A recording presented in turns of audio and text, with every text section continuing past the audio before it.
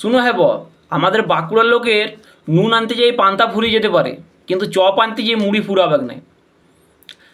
আমাদের বাঁকুড়ার লোকের কিছু থাকুক বা না থাকুক, ওই বড় বড় হলুদ কালার আর আকাশি কালারের বড় বড় ডালদার ডাব্বা 2 ডাব্বা করে মুড়ি থাকবে গে। তো এই মুড়ি নিয়ে ঠাকুমা একদিন একটা গল্প বলেছিল যে একদিন লক্ষ্মীর হাজব্যান্ড মানে নারায়ণ নারদমণিকে নিয়ে পুলিশের মতো টহল দিতে পেরেছিল হাঁটা পথে। হঠাৎ যেতে যেতে নারায়ণ শুনতে পায় যে চোঁ শোঁ করে কী যেন একটা শব্দ হচ্ছে।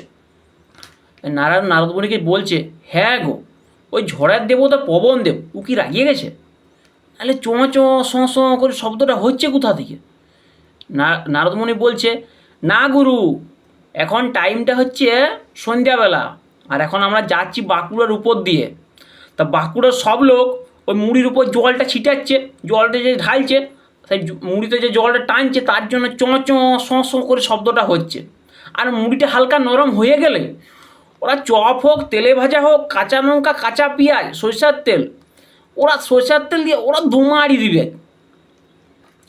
এখনও কিছু লোক আছে এই বাঁকুড়ার মুড়ি খাওয়া নিয়ে নাক তোলে, বলে তোরা আবার ব্রেকফাস্টে মুড়ি খাস, তাও আবার চপ দিয়ে। তোমরা যেটাকে ব্রেকফাস্ট বলো সেটাকে আমরা বলি জল খাও কি বেলা। শুধু জল খাও কি বেলা বললে ভুল হবে, আমরা তো সারাদিনেই মুড়ি খাই। এই সকালবেলায় ঘুম থেকে উঠলাম, ঘুম থেকে উঠে চায়ের সাথে 4টি মুড়ি খেলাম। জল খাও কি বেলায় চপ হোক, তরকারি হোক, যেটা পেলাম সেটা দিয়ে মুড়ি খেলাম। দুপুরবেলায় ভাত খাচ্ছি, 4টি শর্ট পড়ে গেছে, 4টি মুড়ি নিলাম, 4টি মুড়ি নিলে ভাতের সাথে মাখিয়ে খাই নিলাম।